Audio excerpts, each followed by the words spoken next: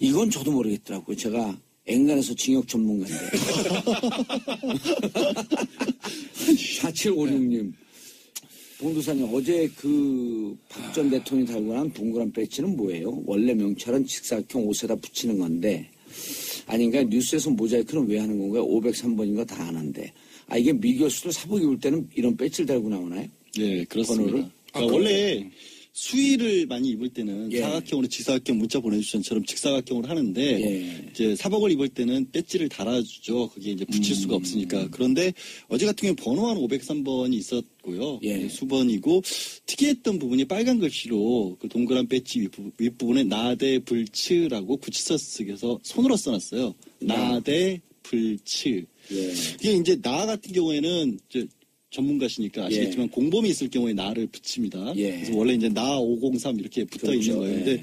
근데 대는 이제 대기업 관련 범죄가 있다라는 거고 불은 블랙리스트와 관련된 거, 치는 동계 스포츠센터 관련된 거라고 해서 이렇게 적어놨다고 하는데 아마 이거는 구치소 측에서 관리의 편의 때문에 이제 공범이라고 붙이는 이유가 다른 공범들과 마주치지 않도록 하기 위해서 그러는 거잖아요. 그런데 박 전 대통령 같은 경우에는 워낙 공범이 많죠. 예. 그리고 각 공범의 영역도 다르죠. 대기업 관련 공범이 있고 블랙리스트 관련 공범이 있고 그렇기 때문에 그래서 뭐 동선을 배려를 한다거나 할 때 그거를 어떤 편의상 한 것 같긴 한데 저도 좀 특이하긴 하더라고요. 야, 굳이 이걸 손글씨로 이렇게 빨간 글씨로 저는 써놔서. 83년대에 들어가고 2012년, 2013년에 살았으니까 30년 간격으로 징역을 관심을 갖고 지켜본 사람인데 처음 보는데요, 이거는.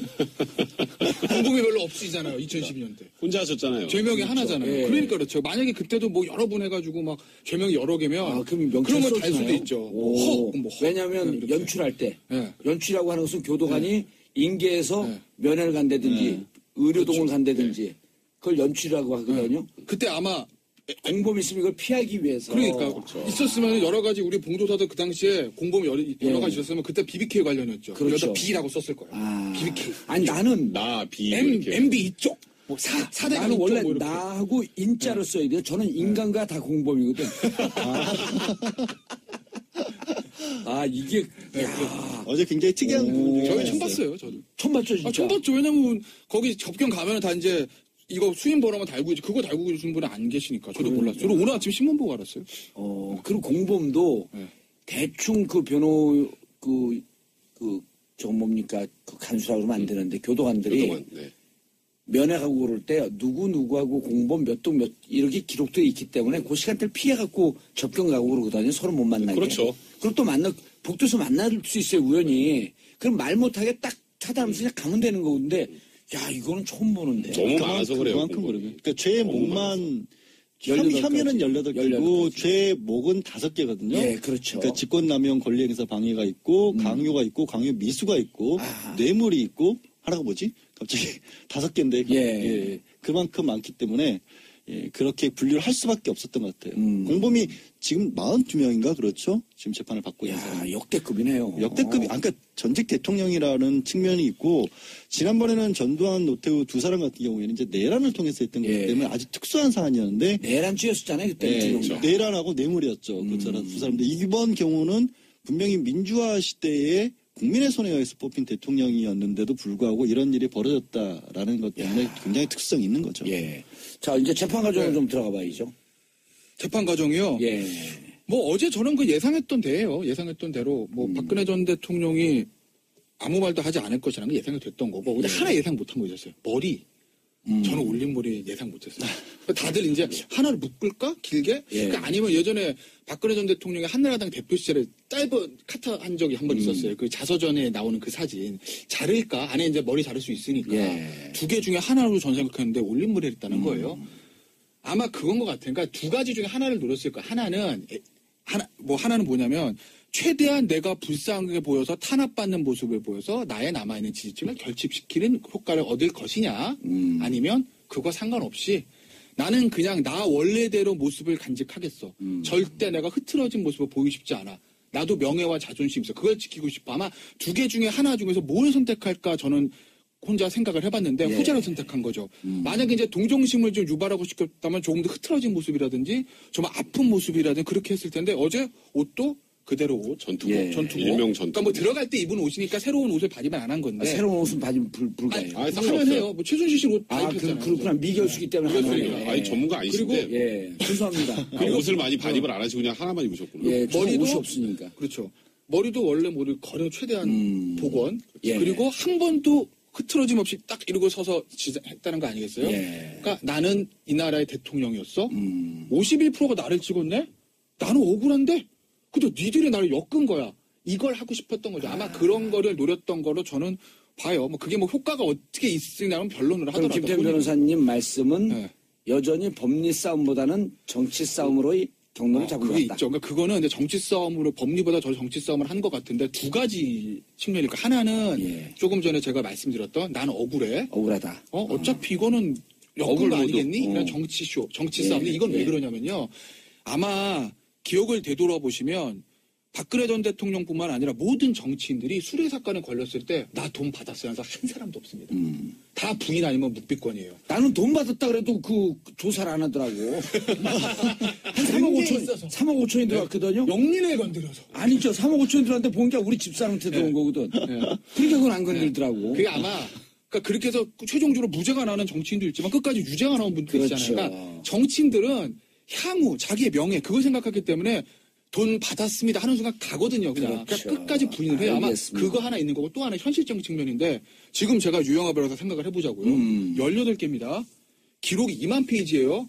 12만 페이지. 맞아요. 12만 페이지. 이따만한 게 200개라는 거예요. 예. 그분도 언제 다 합니까? 이상철 변호사 둘이? 못해요. 그러니까 나는 이걸로 하고 어차피 묻어가기. 뇌물? 이주용 부회장이 엄청난 돈을 들여서 태평양 변호사 선임하고 삼성에 있는 변호사 다 도와주고 이래가지고 지금 진행이 되고 있네. 예. 거기 무죄라면 자기도 무죄예요. 직권하면 권리행사방해 이미 최순실이 이경재 변호사 많이 했네. 공무상 비밀누설 차기한 변호사가 도와줘가지고 정호성 비서를 하고 있네. 묻어간다는 거죠. 알겠습니다. 본인이 지금 들어가서 뭘 다시 하겠어요. 그러니까 아마 현실적으로 그런 선택을 한 것 같아요. 예, 알겠습니다. 검찰을 협박하는 듯한 발언도 했다. 어제 예. 유영하 변호사 이런 얘기했죠. 그러니까 이거 지금 나와 있는 거 검찰이 기소를 한 게 언론에 나온 그냥 기사들 모아서 증거로 내고 이 정도 가지고 되겠냐? 그게 만약에 다 반영이 돼서 박 전 대통령 유죄가 나올 거면 당신들 얼마 전에 이영렬 지검장하고 안태근 예. 검찰국장하고 안태근 검찰국장. 네. 할 때 거기 있었던 사람들 아니야. 저기 한웅재 검사, 이원석 예. 검사. 그러면은 당신들 부정처사하고 그 이후에 돈 받은 거네. 부정처사 후 수뢰죄로 당신들도 그럼 기소돼야지. 언론에 나온 것만 보면. 근데 당신은 왜 안 해? 이런 거예요. 그러니까 이 둘을 겨냥했다기보단 지금 박 전 대통령을 수사하는 과정이 언론에 나왔던 소위 약간 찌라시성 언론 기사들을 가지고 있지도 않은 사실을 상상 속에 집을 지어서 만들어낸 거야. 라는 취지로 얘기를 한 건데 그럼 당연히 이제 한웅재 형사 8부장하고 뭐 이원석 특수부장, 특수1부장인가요? 가만히 있겠어요? 이것도 정치적으로 몰아간다라고 어제 한마디를 했는데 약간 일종의 선전포고인 거죠. 유영하 변호사 입장에서는 지금 아까 말씀하셨던 것처럼 12만 쪽이나 되는 이 수사 기록 일일이 다 검토해서 하나 이렇게 대응 전략 만들기도 힘들고 결국 정치적으로 몰고 가는 방법밖에 없다라고 판단한 것 같아요. 예. 그러니까 어제 소위 선빵을 날린 거죠. 아, 전문 용어 나오시네. 언덕의 K보 고교. 그러니까요. 친구야. 언덕이 K고. 덩치만 컸지 선빵 날릴 만한 그런 게 아니에요. 네. 운동 엄청 싫어하거든요. 아, 운동 매일 하잖아요, 저. 아니 그런데 여기서 부정처사 후 수뢰죄. 그래서 지금 이 나온 두 분의 부장검사도 네. 사실은 좌불안석 아니에요 그 사건 때문에. 그렇죠. 감사 근데- 진행 중이니까요. 근데 그거를 건드려갖고 좋을 게 뭐가 있을까? 그러니까 이게 오히려 제가 봐도 역효과가 예. 날 가능성이 많은데 그러니까요. 사실 지금 윤석열 지검장 입장에서 굉장히 머리 아픈 게 하나 있어요. 그러니까 검찰 내 뭐 인적 청산이나 우병우 라인을 없앤다, 뭐 검찰 개혁한다, 뭐 이런 측면으로 굉장히 상징적인 인물이긴 하지만 제일 중요한 게 뭐예요? 박 전 대통령 공소유지 아니에요. 공소유지. 근데 이번에 수사팀장급 6명 다 지금 어쨌건 이분들이 감찰받는 게 아니라 뭐 이영렬 중앙지검장과 안태근 검찰국장이 받지만 예. 경위서 받고 이 돈의 취지가 뭐고 이런 거 다 지금 해야 되니까 이분들도 지금 공소유지 하는데 집중하기 쉽진 않아요. 예. 그러니까 이런 거를 잘 조화롭게 조정해 나가는 게 또 어찌 보면 윤석열 지검장이 해야 될 일입니다. 그러면 자 실질적으로 지금 그 윤석열 지검장을 임명을 하면서 예. 그 전에 이제 뭐 언론에는 살짝 태평양 변호인단한테 이재용 부회장이 싸고 있는 태평양 법무법인 거기 검찰이 좀 밀린다 이런 기사들이 좀 나왔었거든요. 근데 그거는 검찰이 예. 밀린다는 거는 글쎄요. 굳이 생각하면 오히려 여론전의 일환일 여론전에, 수는 있어요. 예. 그런데 예. 윤석열 중앙지검장이 오면서 중앙지검의 검사가 지금 230명이 되는 거 아닙니까? 네. 그리고 나름 검찰에서 난다긴다 하는 분들이 모여있고. 최에이스들이 다 모여 있어서 네. 공소 유지에 이제는 천군만마를 얻었다 이런 평가는. 다른 것보다도 윤석열 지검장이 특검 팀장이었잖아요. 예. 그러니까 지금 검찰 특별수사본부와 특검이 나누어져 있던 바람에 뭐 특검이 굉장히 잘했습니다만 나중에 공소유지할 때 특검의 역량만으로 그러니까 수적으로 너무 부족하니까 남아있는 분들이 이거를 유지할까 걱정이 됐었는데 그 중앙지검에 검사 좀 파견 좀 시켜달라고 하는 것을 유야무야했잖아요. 그때 막아버렸잖아요. 특검 연정도 안 시켜주고 하면서. 근데 그게 걱정이 사실 한 방에 해소가 된 거예요. 그렇죠. 그 내용을 누구보다 잘 알고 있으면서 현역 지검장으로 있기 때문에. 그러나 여전히 지금 아까 조금 전에 이제 다른 변호사들도 얘기를 했지만 이재용 부회장이 맞서고 있는 쪽이 만만하진 않아요. 결코 지적하신 것처럼. 그래서 아마도 뭐 박 전 대통령의 변호인단에서는 컨닝의 유혹을 느낄 겁니다. 아하. 그러니까 이재용 변호인 팀이 어떻게 하고 있는지를 이게 다른 게 아니라 뭐 베낀다는 의미도 있지만 저쪽에서 잘 진행하고 있는 논리가 있으면 그 논리를 고스란히 가져와서 이쪽에서 똑같이 쓸 수 있는 부분이 생길 거거든요. 예. 그리고 이재용 부회장은 먼저 재판을 시작을 했기 때문에 상당 부분 진척된 부분도 있어요. 그렇죠. 그래서 그런 부분들을 노릴 가능성이 있고 반대로 그럼 검찰에서는 오히려 이재용 부회장의 재판보다는 박 전 대통령의 재판에 더 신경을 쓸 수 있죠. 화력을 양쪽을 배분할 때. 그래서 예. 이재용 부회장의 재판은 조금 미루거나 하면서 박 전 대통령의 재판의 속도를 좀 내고 싶어 하겠죠. 그런 싸움도 기싸움도 아마 이어질 겁니다. 어쨌든 전체 재판의 그래도 핵심은 박 전 대통령의 재판 아니에요. 그래서 지금 다른 사람들이 좀 불이익도 보고 있어요. 정호성 전 비서관 같은 경우에는 본인 예. 재판은 끝났거든요. 예. 구속기간도 만료돼서 보석으로 풀어줄 줄 알았는데 추가 떴죠. 추가 떠서 박 전 대통령 재판 끝날 때 한꺼번에 끝내주겠다. 안 풀어주겠다. 이러고 있는 거예요. 그런 분들이 여러 분 계시단 말이에요. 그렇죠. 뭐 장한택 씨 이런 사람들도 자기 예. 선고 다 됐는데 그거 끝나야 풀어준다 이러고 법원이 잡아두고 있는 거예요. 왜냐면 그게 공범관계이기 때문에 선고로 같이 들어가야 되는 거 아니에요. 그거가 맞죠. 원칙대로 하는 건데 좀 답답하죠. 그 사람들 입장에서는. 알겠습니다. 자, 이게 지금 재판에서 또 이제 중요한 쟁점이 예. 하나가 병합이었잖아요. 병합. 예. 그러니까 이게 최순실의 뇌물죄 그 나머지 사건하고 박 전 대통령 뇌물죄 사건을 한 재판에서 같이 하는지 아니면 따로 할지가 굉장히 쟁점이 됐고 박 전 대통령 측도 그렇고 최순실 씨 측도 그렇고 극구 안 된다 그랬죠. 분리해달라 그랬죠. 네, 분리해달라고 했죠. 근데 어제 재판부에서 결정을 내렸습니다. 예. 분리하면 이래서 A라는 증인이 있으면 A라는 증인은 박 전 대통령 재판에서도 증인해야 돼. 아하. 최순실 재판 가서도 증인해야 돼. 그걸 이제 유식한 말로 하면 소송 경제라고 합니다. 시간만 많이 걸리고 그건 뭐 실체 진실 판결에 도움이 안 된다. 그러니까 이제 이런 주장을 했어요. 유영하 변호사하고 최순실 변호사 이런 얘기를 합니다. 아니 한쪽은 특검에서 기소했고 한쪽은 중앙지검에서 기소했잖아. 그럼 기소 주체가 다른데 그걸 어떻게 같이 해? 근데 그렇게 옛날에 반말로 했어요? 아니요. 근데 옛날에 같이 한 적이 있었습니다. 네. 같이 한 적이 있어서 재판부에서 병합하기로 결정을 했어요. 그래서 다음 재판부터는 좀 새로운 장면을 볼 수 있어요. 특검팀의 공소유지팀과 아하. 지금 이 중앙지검 특수본 예. 팀이 같이 공소유지를 하는 모습을 볼 수 있습니다. 그 사실 어찌 보면 말 어려워요.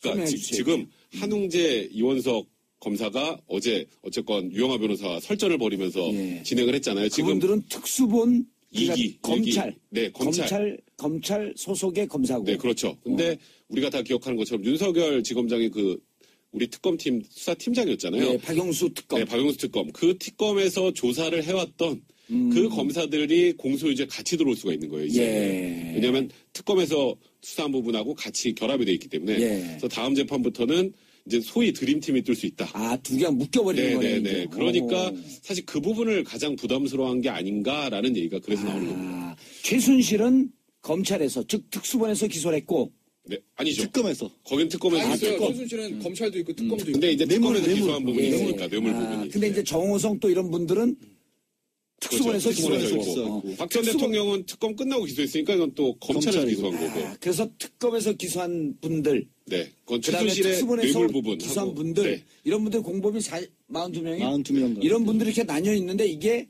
묶여서. 만약에 윤석열 중앙지검장이 가지 않았으면 네. 특수본은 특수본대로 또 특검대로 따로 갈 뻔했는데 이제는 어제 병합됐으니까 이제 아예 윤석열 같이 올 수 있는 거예요. 또 중앙지검장이 네, 있으니 그렇죠. 그 우산 속으로 다 모여서 네. 드림팀이 뛴다. 네, 검찰은 검찰대로 묶어졌고 법원은 법원대로 묶어져 버린 거고요. 근데 병합됐으니까 예. 저는 최순실 씨와 그 박 전 대통령이 뇌물죄 가장 중요한 부분이 삼성인데 삼성 얘기는 조금 이따 이제 우리 김태현 변호사가 또 해줄 것 같고. 삼성 전문 변호사. 근데 어허. 뇌물이라는 성격상 최순실 씨가 취하고 있는 태도가 정말 변호사 입장에서 답답한 부분이 있는 게 뇌물은 공무원만 받는 겁니다. 예, 근데 답답하다는 게 최순실 씨가 무죄로 나오길 바란다는 거예요. 아니 그건 아니고 아니 왜 그럼 저를 또 국민 적폐 아니야, 적폐. 로 몰아가십니까? 저는 훅 들어가니까 당황하시네. 네, 근데 예.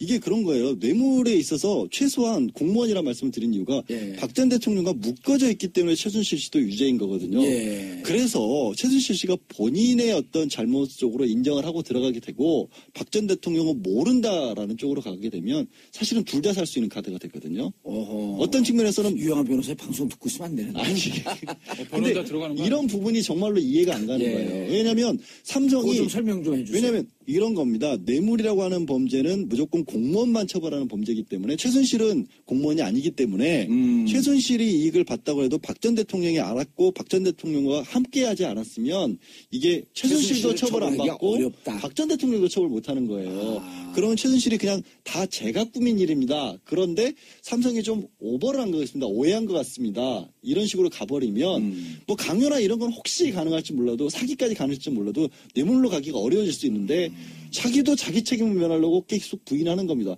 대통령한테 미안하다고 하면서도 또 대통령이 잘못한 것도 없고 내가 잘못한 것도 없다라고 하니까 이게 변호사 입장에서 순수하게 최순실을 풀어주자는 얘기가 아니라 아니 왜냐하면 예. 그쪽에서 이런 전략으로 나올 수도 있기 때문에 그럼 또 검찰에서도 이걸 탄핵하려고 하는 준비를 해야 될 거 아니에요. 그렇죠. 예. 양원이 스카우트 되겠는데요. 예. 아직 그런 식으로 또 사람들을 오해하게 만들지 마세요. 축하합니다. 양적패로 이제 양적패라고 해야 그래요? 될 거 아니에요. 예. 양적표면 두 분이에요? 자, 삼성 이재용 구속기간이 임박하고 있잖아요. 그렇죠. 8월 말인데 예. 이거 잘못 얘기했다 좀 뭐 반발하시는 분도 있을지 모르겠는데 제가 봤을 땐 8월 말에 보석으로 나올 것 같아요. 아니, 지금 법리 얘기를 해주는 법리적으로 거예요. 왜 그러냐면은 이게 그래요. 구속 기간이 왠지 6개월이잖아요. 예. 그러니까 이재용 부회장 같은 경우 2월 말에 구속됐으니까 8월 말에 구속기간 만료예요. 2월 17일 날 정확하게 그럼 구속됐습니다. 8월 17일인가 예. 그럴 거예요 아마. 근데 원래 이제 특검법에 보면 3개월 내 재판해야 된다 이렇게 돼 있는데 그럼 5월 말에 끝내야 되는 거거든요. 근데 이제 재판부랑 검찰이랑 변호인들 사이에서 그건 아마 훈시 규정 안 지켜도 되는 걸로 합의가 된 것 같아요. 그래서 이제 6개월 구속 기간에서 이제 8월까지 가는 건데 이런 문제가 있어요. 지금 제일 중요한 게 이재용 부회장 재판입니다. 사실 최순실 씨도 그렇고 대통령도 그렇고 화력도 거기가 제일 좋고 특검도 거기다 힘을 쏟아요. 그리고 지금 22부 김세용 부장은 여러 가지 너무 많은 거야. 직권남용, 뇌물, 뭐 공무상 비밀서 너무 많은데 이재용 부회장하고 27부는 그거 하나예요. 국정농단 사건에서. 굉장히 집중 하고 있어요. 아마 오늘 10시에도 하고 오늘 2시에도 할 거예요. 근데 거기가 무죄 나오면 사실은 다른 데로 무죄가 되는 게 맞잖아요. 그렇죠. 예? 재판부가 다른데 예를 들어서 뭐 이재용 부회장 뇌물 준 사람 무죄. 근데 받은 사람 유죄가 얼마나 웃겨요, 그게. 이재용 부회장이 만약 뇌물이 무죄가 되면 박근혜 대통령은 뇌물은 무죄 혹은 그 다음에 강요죄로 그건 무죄가 문제될 수 있죠. 있죠. 문제될 수 그렇죠. 왜냐면 있죠. 예. 이재용 부회장은 레이저 맞아서 줬다고 얘기를 하니까. 어허. 근데 뭐 직권남용은 그렇다 치더라도 뇌물만 보면. 예. 그러니까 지금 22부하고 27부하고 선고 시기를 맞출 가능성이 높다라는 거죠. 22부는 누구예요? 저기 최순실, 박근혜. 최순실, 박근혜. 그다음에 이제 존칭 빼고 할게요. 예. 시간 없으니까. 그다음에 27부는 이재용. 이재용. 예. 선고 시기를 맞출 수 있다라는 거예요. 선고시기는 무조건 맞춰야죠. 맞춰야 되잖아요. 예. 근데 박근혜, 최순실 여기를 8월까지 땡겨서 그건 물리적으로 부담. 힘들지. 그렇죠. 그러면 이제 8월 말에 있는 이재용 부회장을 박근혜 전 대통령 최순실 씨처럼 10월로 미뤄야 되는데 예. 그러면 8월에 구속기가 만기잖아요. 그런데 보석으로 내보내줄 가능성이 전 높다고 보는 거예요. 내보낼 수밖에 없는 상황이 네. 될 것이다. 물론 이 정호성 케이스는 어떻게 되냐면 정호성 씨 같은 경우에는 처음에 언론 보도할 때 5월 말에 끝나니까 선고기간 맞춰야 되니까 보석으로 내보낸다는 얘기 있었거든요. 내보내고 난 다음에 10월 17일 네. 박근혜 대통령에 그렇죠. 맞춰서 선거를 할 것이다. 근데 안 내보냈어. 추가로 추가 또 기소. 그 추가 기소가 뭐냐면 국회에서 증언 감정을 하나 벌려요. 안 나왔다 이거예요. 청문회. 어허. 그거를 왜 검찰이 그 당시에 처음에 안 나온 거를 기소 안 했다가 지금 기소했는지 모르겠으나 이번에 그거를 추가로 기소해가지고 너 안 나왔잖아. 그거 추가 기소해서 구속까지 늘려버린 거거든요. 이 정도 전략은 있지 않았을까요? 그러니까- 재판이 목격하니까. 그러니까 그렇게 많이 해요. 그러니까 이 재판 아니라 일반적인 재판에서도 구속기간 다가오면 큰일 났네. 어떡하지? 보름 남았는데 다 못 끝났어. 그럼 이제 예. 검찰에서 뭐 하나 이제 합니다. 사업하던 분들 다시 그러면 배임 횡령은 털면 다 걸리는 거니까. 근로기준법 위반. 너 임금 좀 덜 줬대. 이런 거 하나 추가해가지고 6개월 늘리고 해서 재판 늘리는 경우들이 많아요. 예. 약간 탈법성이 있는 거죠. 근데 이제 이번에 정호종 씨 같은 경우는 그 청문회 안 나온 거를 추가해가 늘렸다는 거예요. 근데 이주영 부회장은 이 추가 될 국정농단과 게 상황에서 늘릴 게 없어요. 왜냐하면 그 당시에 만약에 위증을 기소를 안 했으면 예. 그걸 지금 기소해서 늘릴 수 있는데 위증도 다 기소했다고요. 예. 그러니까 늘릴 게 없어요. 횡령까지, 횡령까지 다 횡령까지 다 했죠. 했다는 거. 탈탈탈 털어서. 물론 막 찾다가 뭐 이주영 부회장은 개인적인 거 딴 거 하나 먼지 털기해서 끄집어내서 붙일 수는 있는데 그렇게까지 하면 검찰이 엄청 비난을 받을 거고 변호인들 가만 안 있을 거라고. 그러니까 검찰도 부담이죠. 그러니까 제가 봤을 땐 8월 말에 보석으로 나올 확률이 한 90%. 검찰은 이제 고민을 하겠네요. 저도 그럴 거라고 생각을 하는 아니, 게 검찰은 8월 17일 전후로 해서 보석으로 내주는 것이 더 부담스러우냐 아니면 추가해갖고 어차피 그래봐야 2달 더 있는 거니까 10월 17일까지 이때까지 데리고 있는 것이 덜 부담스러운 그 거예요. 계산을 하려면 예. 검찰이 그거 생각했다면 위증을 뺐어야 돼요, 기소할 때. 그 지금 넣었어야 근데- 되는데 검찰은 그때 영장 2번째잖아요. 그쵸. 맞아. 안 넣으면 안 이거 되잖아. 뭐든지 다 털어야 되니까. 그러니까 다 끌어붙이고 이것저것 다. 그러니까 지금 이제 오히려 붙일 게 없는 거예요. 알겠습니다. 샵 1035 전문가분들 말씀 듣고 있는데요. 어렵지만 또 우리 삼국시대 삼국을 대표하는 변호사분들이 털면 쉬워집니다. 자, 잠시 쉬어가는데 미결수잖아요. 지금 재판받는 그 와중에 있기 때문에 미결수인데 서울구치소에 가면요. 네.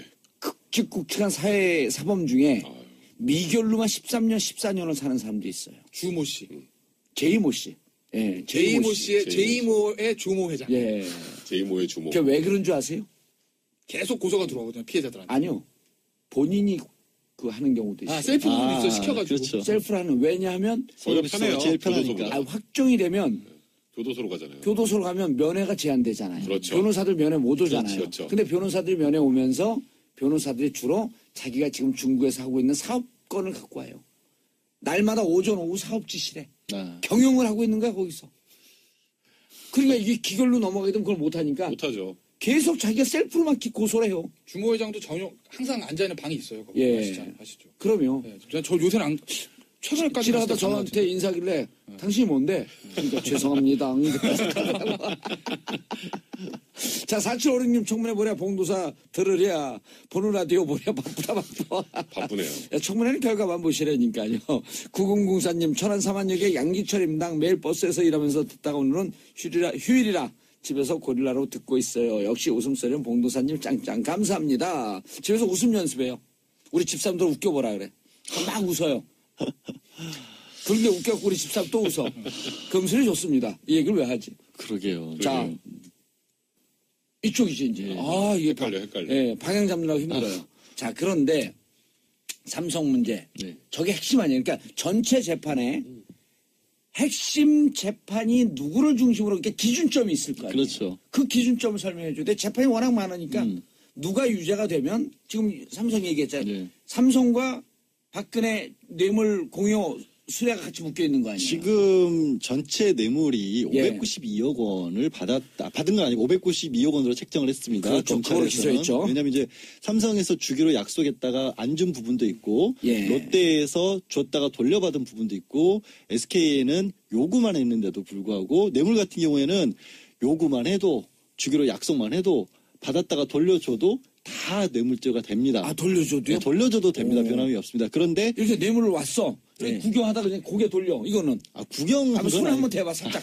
오, 돈이네. 그러니까 본인이 적극적으로 받으려고 했었어야죠. 그건 받으려고 한 게 아니지 않습니까? 누가 갖고 왔는데 저를 치워. 근데 아쉽긴 하다 마음속으로. 이런 거는 절대 죄가 안 되죠. 예, 그런 것까지 괜찮은데 근데 말씀하신 것처럼 이게 특가법상 뇌물이기 때문에 예. 뭐 이미 잘 아시다시피 1억 원 이상이면 10년 이상 무기징역까지 가능한 범죄지 않습니까? 예. 이게 가장 중요한 거예요. 18개지만 그게 가장 중요해요. 그게 딱 삼성 같은 경우가 이제 대표적으로 워낙 최순실 씨의 독일에 있는 코어스포츠를 직접 지원했던 부분이 있기 때문에 가장 중요한 핵심이 사실 삼성이에요. 그래서 예. 그 부분 가지고 아까부터 말씀을 드린 거고 어제 박 전 대통령의 변호인인 유영하 변호사도 삼성 쪽이 가장 중요하다는 얘기를 했습니다. 그래서 그 부분을 어떻게든지 뚫고 나가느냐가 예. 이제 박 전 대통령이나 이재용 부회장의 입장에서도 가장 관심사고요. 이 아까 이제 저도 이제 김태현 변호사가 말한 것 같이 8월 말쯤에 이재용 부회장이 나올 가능성이 저도 높다는 쪽에 걸어요. 다만 그렇기 때문에 검찰의 대응 전략은 아마도 치열하게 싸워야 될 이재용 부회장을 조금 미룰 겁니다. 차라리 불구속될 게 명확하다면 과감한 판단을 해야죠. 그쪽에서 치열하게 싸워서 재판이 일찍 끝나고 결론이 조금 판사가 심경을 굳힐 만큼의 뭔가가 벌어지면 그게 고스란히 박 전 대통령에게 옮겨올 수가 있거든요. 아하. 그러느니 차라리 조금 늦추고 박 전 대통령에게 활약을 집중해야죠. 여기는 부인하고만 예를 들어 있으니까. 8월 17일까지가 구속기간이 만료인데 네. 구속기간에 신경을 쓰다가 8월 17일까지 모든 재판을 종결하고 나면 그런데 불리하게 만약에 끝나버려요. 검찰이 불리하게 예를 들어 유죄가 안 된다든지 아무래도 그런 쪽으로 갈 것 같던 흐름이 잡혀버리면 더 차라리 늘리면서? 늘리는 게 차라리 이재용 부회장 풀어준 상태에서 재판하는 게 훨씬 낫다는 거죠. 예, 검찰 공부 입장에서. 잘했던 분이니까 간단하게 얘기하면 이거 아니에요. 내가 이번에 대학을 가야 되는데 수학에 집중을 해. 그러니까 점수가 안 나올 것 같아. 영어로 돌리자. 맞는 것 같기도 하고 하고 아닌 것 같기도 하고. 아, 예. 영어에서 점수 따자. 그러면서 아니 그런데 네. 박근혜 대통령 입장에서는요. 이제는 어제 최순실 씨하고 눈도 안 마주쳤어요. 네. 이런 행간의 의미에 대해서 사람들이 궁금해합니다. 눈을 마주치면 안 되죠. 왜요? 아니 40년 지기 눈을 마주치고 그 40년 지기의 느낌이 있으면 공범이구나. 뭔가 읽힐까봐. 공범이구나 이런 생각하잖아요. 그러니까 당연히 박 전 대통령은 딱 앉자마자 정면만 응시했고 어제 관찰력 좋으신 분들은 보셨을 텐데 최순실이 들어오면서 인사를 합니다. 박 전 대통령. 목례를 하죠. 네, 살짝 간단하게. 목례를 하죠. 예. 제가 어제 그 아침에 그걸 잡아냈거든요. 저 박 전 대통령한테 그럼 모든 인사합니다. 사람 다 알았어요. 아니요. 어제 방송에서 몰랐어요. 저 출연했을 때. 딴 거. 그래요? 다른 분들도 했어요. 네. 그런데 목례를 하는데 이제 박 전 대통령이 외면했죠. 예. 이제 비방 용어 나올 뻔했어요. 근데 그 상황에서 이제 최순실이 딱 앉자마자 원래 최순실이 다른 재판에서 보면은 야 어떻게 법정에서 저렇게 좀 무례하지 이런 생각을 많이 하셨을 거예요. 막 좀 막말도 하고 또 그 안에서 증인 나온 사람한테 직접 질문하고 그랬는데 어제는 완전히 고개 푹 숙이고 인정신문하다 울고 주소에게다 울었어요 어제. 그런 거 보면 일단 박 전 대통령은 나는 제가 다 배신해서 이렇게 된 거야라는 얘기를 지금 특검 조사 과정에서 계속 해왔죠. 예. 그래서 저는 이제 걱정되는 건 지금은 최순실 저렇게 고개를 푹 숙이고 있는데 어느 순간이 지나면 제가 뭐 사면이 될 거라고 얘기하는 건 아닙니다. 박 전 대통령은 사면 얘기가 나올 수도 있다라고 아까 말씀드렸잖아요. 근데 그때 혹여라도 얘기가 나올 때 최순실 되겠어요? 최순실이 뭐라고? 안 거기는 되죠. 사면 대상이 아니에요. 네. 그러면 본인이 살아야 되잖아요. 그러면 이제 이해관계 충돌이 발생하기 시작합니다. 그래서 둘이 재판받기 꺼렸던 것 같은데 지금의 저 태도가 나중에 최순실이 변경이 될 가능성 분명히 있다. 박 전 대통령은 계속 시종일관 일관되게 앞만 볼 거예요. 근데 최순실이 변경될 가능성이 있다. 이런 생각이 듭니다. 예. 김대현 변호사님. 네. 우리 지금 밖에서 그 PD 작가들 인사청문회 넘어가는데 그거 중요하지 않아요.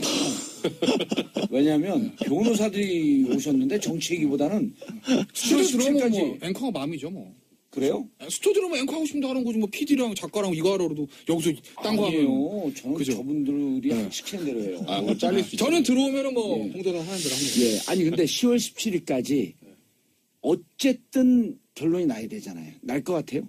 날 것 같아요. 워낙 사건이 큰데. 왜냐하면 근데 박근혜 전 대통령은 사실은 예. 그래요.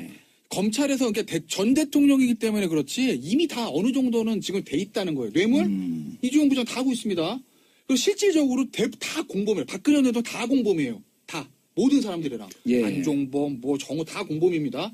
그럼 그 공범 사건 지난 11월부터 해서 지금 해오고 있다고요. 예. 김세현 부장 입장 머릿속에는 어느 정도 심증이 형성이 김세현 부장은 무슨 부장이에요? 거기 22부. 그러니까 박근혜 전 대통령, 최순실, 거기 걸려있는 사람들이 박 전 대통령, 최순실, 안종범, 정호성. 예. 여기 22부. 신동빈. 신동빈. 신동빈. 예. 근데 신동빈 부회장은 전 맨날 텔레비 나오고 생겼어요. 거기랑 같이 박근혜 전 대통령 같이 기소돼가지고. 옆에 맨날 누구 앉아가지고. 네, 어찌됐건. 예. 그런데 어느 정도 진행이 돼 있고, 물론 박 전 대통령이 새로 시작한다고 해서 다른 건 하나 있습니다.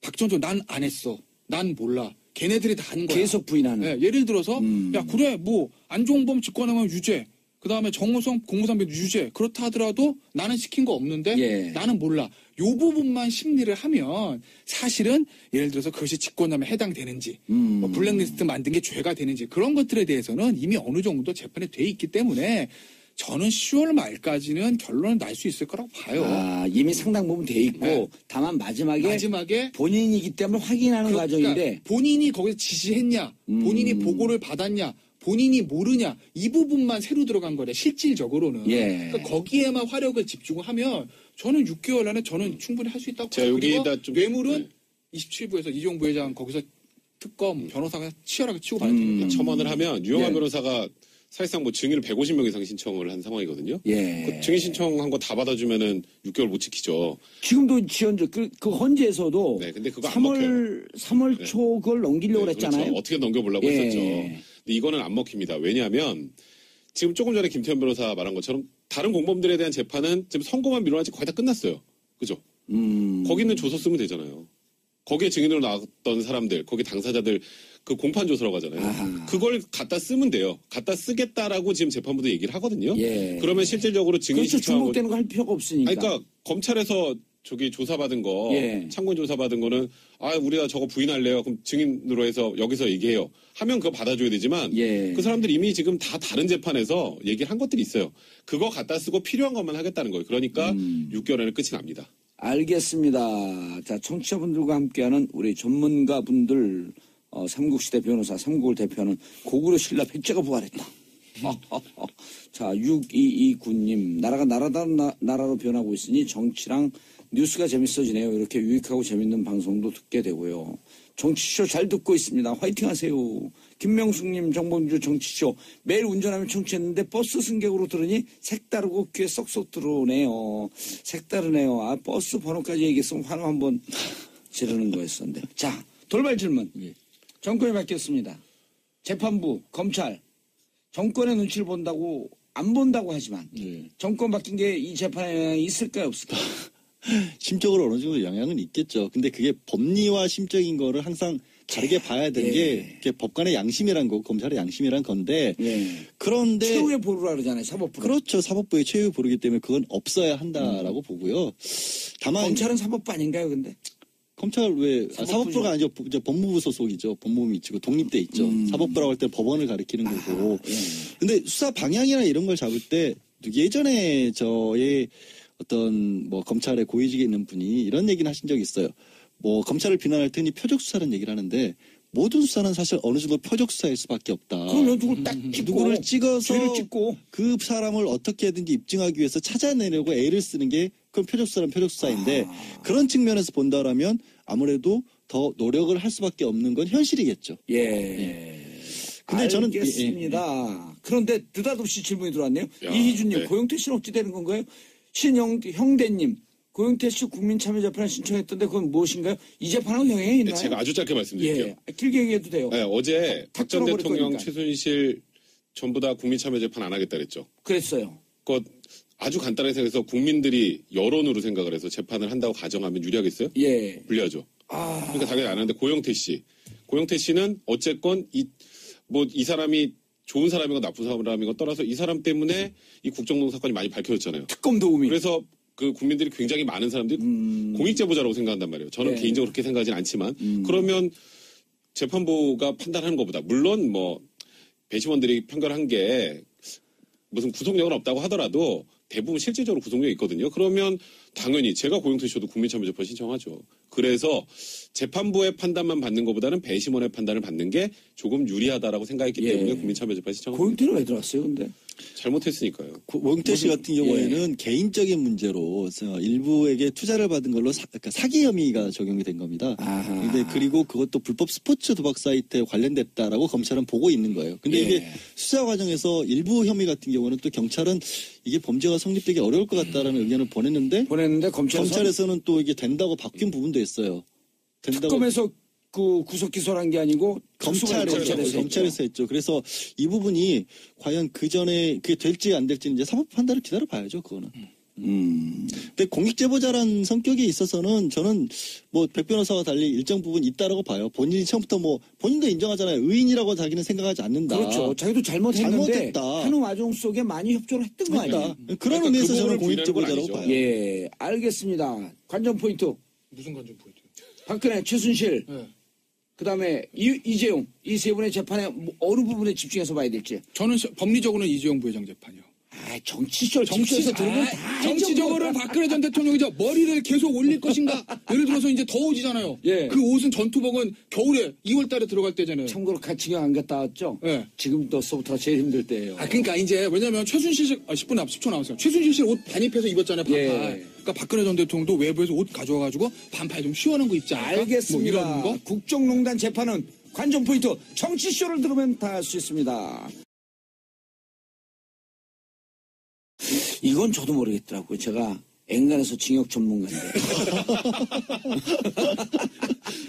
4756님.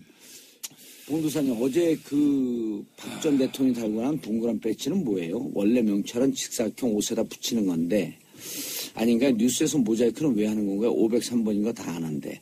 이게 미교수도 사복 입을 때는 이런 배지를 달고 나오나요? 네, 그렇습니다. 번호를? 그러니까 원래 수의를 많이 입을 때는 예. 사각형으로 직사각형 문자 보내주신 것처럼 직사각형으로 하는데 예. 이제 사복을 입을 때는 배지를 달아주죠. 그게 이제 붙일 수가 없으니까. 그런데 어제 같은 경우는 번호한 503번이 있었고요. 예. 수번이고 특이했던 부분이 빨간 글씨로 그 동그란 배지 윗부분에 나대 불츠라고 구치서 쓰여서 손으로 써놨어요. 나대 불츠. 예. 이게 이제 나 같은 경우에는 이제 전문가시니까 아시겠지만 공범이 있을 경우에 나를 붙입니다. 예. 그래서 원래 이제 나 503 이렇게 붙어 그렇죠. 있는 거예요.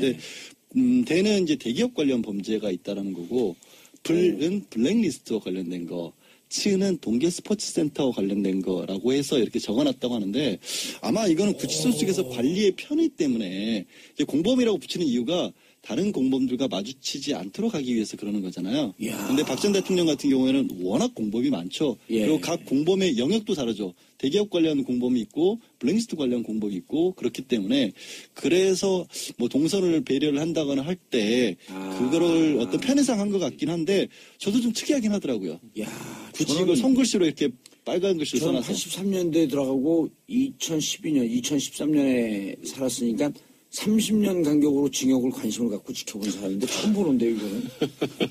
공범이 별로 없으시잖아요. 2012년대. 혼자 하셨잖아요. 죄명이 하나잖아요. 예. 그러니까 그렇죠. 만약에 그때도 뭐 여러 분 해가지고 막 죄명이 여러 개면 그럼 명찰 그런 건 달 수도 써주나요? 있죠. 오. 뭐 허. 왜냐하면 이렇게. 연출할 때 예. 연출이라고 하는 것은 교도관이 인계에서 네. 면회를 간다든지 의료동을 그렇죠. 간다든지 그걸 연출이라고 하거든요. 그때 아마 공범이 있으면 이걸 피하기 위해서. 그러니까 그렇죠. 있었으면 여러 가지 우리 봉조사도 그 당시에 공범이 여러 가지 있었으면 그때 BBK 관련이었죠. 그렇죠. 여기다 B라고 썼을 거예요. BBK. 아니 나는 나, 비, M, 이렇게. MB 이쪽. 뭐 사대가 나는 이쪽 원래 뭐 이렇게. 나하고 인자를 써야 돼요. 저는 인간과 다 공범이거든. 이게 야, 어제 굉장히 특이한 부분 중에 저희 하나였어요. 처음 봤어요. 저도. 처음 봤죠 진짜. 처음 봤죠. 왜냐면 거기 접견 가면 다 이제 이거 수임 번호만 달고 있지 그거 달고 계신 분은 안 계시니까 저도 몰랐어요. 저도 오늘 아침 신문 보고 알았어요. 남아있는 분들이 이거를 유지할까 걱정이 됐었는데 그 중앙지검에 검사 좀 파견 좀 시켜달라고 하는 것을 유야무야했잖아요. 그때 막아버렸잖아요. 특검 연정도 안 시켜주고 하면서. 근데 그게 걱정이 사실 한 방에 해소가 된 거예요. 그 그렇죠. 내용을 누구보다 잘 알고 있으면서 현역 지검장으로 있기 때문에. 그러나 여전히 지금 아까 조금 전에 이제 다른 변호사들도 얘기를 했지만 이재용 부회장이 맞서고 있는 쪽이 만만하진 않아요. 결코 지적하신 것처럼. 그래서 아마도 박 전 대통령의 변호인단에서는 컨닝의 유혹을 느낄 겁니다. 그러니까 이재용 변호인 팀이 어떻게 하고 있는지를 이게 다른 게 아니라 뭐 베낀다는 의미도 있지만 저쪽에서 잘 진행하고 있는 논리가 있으면 그 논리를 고스란히 가져와서 이쪽에서 똑같이 쓸 수 있는 부분이 생길 거거든요. 예. 그리고 이재용 부회장은 먼저 재판을 시작을 했기 때문에 상당 부분 진척된 부분도 있어요. 그렇죠. 그래서 그런 부분들을 노릴 가능성이 있고 반대로 그럼 검찰에서는 오히려 이재용 부회장의 재판보다는 박 전 대통령의 재판에 더 신경을 쓸 수 있죠. 화력을 양쪽을 배분할 때. 그래서 이재용 부회장의 재판은 조금 미루거나 하면서 박 전 대통령의 재판의 속도를 좀 내고 싶어 하겠죠. 그런 싸움도 기싸움도 아마 이어질 겁니다. 어쨌든 전체 재판의 그래도 핵심은 박 전 대통령의 재판 아니에요. 그래서 지금 다른 사람들이 좀 불이익도 보고 있어요. 정호성 전 비서관 같은 경우에는 본인 재판은 끝났거든요. 구속기간도 만료돼서 보석으로 풀어줄 줄 알았는데 추가 떴죠. 추가 떠서 박 전 대통령 재판 끝날 때 한꺼번에 끝내주겠다. 안 풀어주겠다. 이러고 있는 거예요. 그런 분들이 여러 분 계시다 말이에요. 그렇죠. 뭐 장한택 씨 이런 사람들도 자기 선고 다 됐는데 그거 끝나야 풀어준다 이러고 법원이 잡아두고 있는 거예요. 왜냐면 그 공범관계이기 때문에 선고로 같이 들어가야 되는 거 아니에요? 그거가 맞죠. 원칙대로 하는 건데 좀 답답하죠. 그 사람들 입장에서는. 알겠습니다. 자, 이게 지금 재판에서도 이제 중요한 쟁점이 예. 하나가 병합이었잖아요, 병합. 예. 그러니까 이게 최순실의 뇌물죄 그 나머지 사건하고 박 전 대통령 뇌물죄 사건을 한 재판에서 같이 하는지 아니면 따로 할지가 굉장히 쟁점이 됐고 박 전 대통령 측도 그렇고 최순실 씨 측도 그렇고 극구 안 된다 그랬죠. 분리해달라 그랬죠. 네, 분리해달라고 했죠. 근데 어제 재판부에서 결정을 내렸습니다. 예. 분리하면 이래서 A라는 증인이 있으면 A라는 증인은 박 전 대통령 재판에서도 증인해야 돼. 아. 최순실 재판 가서도 증인해야 돼. 그걸 이제 유식한 말로 하면 소송 경제라고 합니다. 시간만 많이 걸리고 그건 뭐 실체 진실 판결에 도움이 안 된다. 그러니까 이제 이런 주장을 했어요. 유영하 변호사하고 저 최순실 변호사 이런 얘기를 합니다. 아니 한쪽은 특검에서 기소했고 한쪽은 중앙지검에서 기소했잖아. 그럼 기소 주체가 다른데 그걸 어떻게 그러니까 나는 이 나라의 대통령이었어. 51%가 나를 찍었네. 나는 억울한데. 근데 니들이 나를 엮은 거야. 이걸 하고 싶었던 거죠. 아마 그런 거를 노렸던 거로 저는 봐요. 뭐 그게 뭐 효과가 어떻게 있으냐면 변론을 그럼 하더라도. 김태현 변호사님 말씀은 네. 여전히 법리 싸움보다는 정치 싸움으로 이 경로를 잡은 것 그게 같다. 있죠. 그러니까 그거는 이제 정치 싸움으로 법리보다 저 정치 싸움을 한 것 같은데 두 가지 측면일 거. 하나는 예. 조금 전에 제가 말씀드렸던 나는 억울해. 억울하다. 어차피 이거는 엮은 억울 거 모드. 아니겠니? 이런 정치쇼, 정치 예, 싸움. 이건 예. 왜 그러냐면요. 아마 기억을 되돌아보시면 박근혜 전 대통령뿐만 아니라 모든 정치인들이 수뢰 사건에 걸렸을 때 나 돈 받았어요 하면서 한 사람도 없습니다. 다 부인 아니면 묵비권이에요. 나는 돈 받았다 그래도 그 조사를 안 하더라고. 한 3억 5천, 3억 5천이 들어갔거든요. 영린에 건드려서. 아니죠. 3억 5천이 들어갔는데 보니까 우리 집사람한테 들어온 거거든. 그러니까 그건 안 건들더라고. 그게 아마 그러니까 그렇게 해서 최종적으로 무죄가 나는 정치인도 있지만 끝까지 유죄가 나온 분도 그렇죠. 있잖아요. 그러니까 정치인들은 향후 자기의 명예 그걸 생각하기 때문에 돈 받았습니다 하는 순간 가거든요. 그냥 그렇죠. 그러니까 끝까지 부인을 해요. 아마 알겠습니다. 그거 하나 있는 거고 또 하나 현실적인 측면인데 지금 제가 유영하 변호사 생각을 해보자고요. 18개입니다. 기록이 2만 페이지예요. 이따만한 12만 페이지. 12만 페이지. 이따만한 게 200개라는 거예요. 예. 혼자 언제 다 합니까? 이상철 변호사 둘이? 못해요. 그러니까 나는 이걸로 하고 어차피 묻어가기. 뇌물? 이주용 부회장이 엄청난 돈을 들여서 태평양 변호사 선임하고 삼성에 있는 변호사 다 도와주고 이래가지고 지금 진행이 되고 있네. 예. 거기 무죄라면 자기도 무죄예요. 직권하면 권리행사방에 이미 최순실이 이경재 변호사 많이 했네. 공무상 비밀누설 차기한 변호사가 도와줘가지고 정호성 비서를 하고 있네. 묻어간다는 거죠. 알겠습니다. 본인이 지금 들어가서 뭘 다시 하겠어요. 그러니까 아마 현실적으로 그런 선택을 한 것 같아요. 예, 알겠습니다. 검찰을 협박하는 듯한 발언도 했다. 어제 예. 유영하 변호사 이런 얘기했죠. 그러니까 이거 지금 나와 있는 거 검찰이 기소를 한 게 언론에 나온 그냥 기사들 모아서 증거로 내고 이 정도 가지고 되겠냐? 그게 만약에 다 반영이 돼서 박 전 대통령 유죄가 나올 거면 당신들 얼마 전에 이영렬 지검장하고 안태근 예. 검찰국장하고 안태근 검찰국장. 네. 할 때 거기 있었던 사람들 아니야. 저기 한웅재 검사, 이원석 예. 검사. 그러면은 당신들 부정처사하고 그 이후에 돈 받은 거네. 부정처사 후 수뢰죄로 당신들도 그럼 기소돼야지. 언론에 나온 것만 보면. 근데 당신은 왜 안 해? 이런 거예요. 그러니까 이 둘을 겨냥했다기보단 지금 박 전 대통령을 수사하는 과정이 언론에 나왔던 소위 약간 그리고 공범도 네. 대충 그 저 뭡니까 그 간수라고 그러면 안 되는데 교도관들이 그동안 네. 면회가고 그럴 때 누구하고 공범 몇 동 몇 이렇게 기록들이 있기 때문에 그 시간대를 피해갖고 접견 가고 그러거든요. 서로 못 만나게. 그렇죠. 그리고 또 복도에서 만날 수 있어요. 우연히. 그럼 말 못하게 딱 차단하면서 그냥 가면 되는 거근데 야 이거는 처음 보는데. 너무 많아서 그래요. 그만큼 공범이. 그러면. 그러니까 죄의 너무 목만 18 혐의는 18개고 18 가지. 죄의 목은 5개거든요. 예, 그렇죠. 그러니까 직권남용 권리행사 방해가 있고 강요가 있고 강요 미수가 있고 뇌물이 있고 하나가 뭐지? 갑자기 5개인데 예. 그만큼 많기 때문에 그렇게 분류를 할 수밖에 없었던 것 같아요. 공범이 지금 42명인가 그렇죠? 지금 재판을 받고 있는 사람이. 야 역대급이네요. 역대급이, 그러니까 전직 대통령이라는 측면이 있고, 지난번에는 전두환, 노태우 두 사람 같은 경우에는 이제 내란을 통해서 했던 거기 예. 때문에 아주 특수한 사안이었는데, 내란죄였었잖아요 그때. 네, 그렇죠. 내란하고 뇌물이었죠. 그 두 사람들. 이번 경우는 분명히 민주화 시대에 국민의 손에 의해서 뽑힌 대통령이었는데도 불구하고 이런 일이 벌어졌다라는 것 때문에 굉장히 특수성이 있는 거죠. 예. 자 이제 재판 과정으로 좀 들어가 봐야죠. 재판 과정이요. 예. 뭐 어제 저는 그 예상했던 대로 뭐 박근혜 전 대통령이 아무 말도 하지 않을 것이라는 게 예상이 됐던 거고 근데 하나 예상 못한 거 있었어요. 머리. 저는 올림머리 예상 못했어요. 다들 이제 하나를 묶을까 길게? 예. 그러니까 아니면 예전에 박근혜 전 대통령이 한나라당 대표 시절에 짧은 카트 한 적이 한 번 있었어요. 그 자서전에 나오는 그 사진 자를까? 안에 이제 머리 자를 수 있으니까 예. 두 개 중에 하나로 전 생각했는데 올림머리를 했다는 거예요. 아마 그건 것 같아요. 그러니까 두 가지 중에 하나를 노렸을 거예요. 하나는 뭐냐면 최대한 내가 불쌍하게 보여서 탄압받는 모습을 보여서 나의 남아있는 지지층을 결집시키는 효과를 얻을 것이냐 아니면 그거 상관없이 나는 그냥 나 원래대로 모습을 간직하겠어. 절대 내가 흐트러진 모습을 보이고 싶지 않아. 나도 명예와 자존심 있어. 그걸 지키고 싶어. 아마 두 개 중에 하나 중에서 뭘 선택할까 저는 혼자 생각을 해봤는데 예. 후자를 선택한 거죠. 만약에 이제 동정심을 좀 유발하고 싶다면 조금 더 흐트러진 모습이라든지 정말 아픈 모습이라든지 그렇게 했을 텐데 어제 옷도 그대로 옷. 전투복. 예. 전투복. 일명 전투복. 그러니까 뭐 들어갈 때 입은 옷이니까 새로운 옷을 발입은 안 한 건데. 새로운 옷은 바지면 불가해요. 아니, 하면 상관없어요. 해요. 뭐 최순실 씨 옷 발입했잖아요. 그렇구나. 미결수기 때문에 하는 미결수기. 거예요. 아니, 전문가 아니신데. 예, 죄송합니다. 옷을 많이 반입을 안 하시고 그냥 하나만 입으셨구나. 예, 저는 머리도 옷이 없으니까. 그렇죠.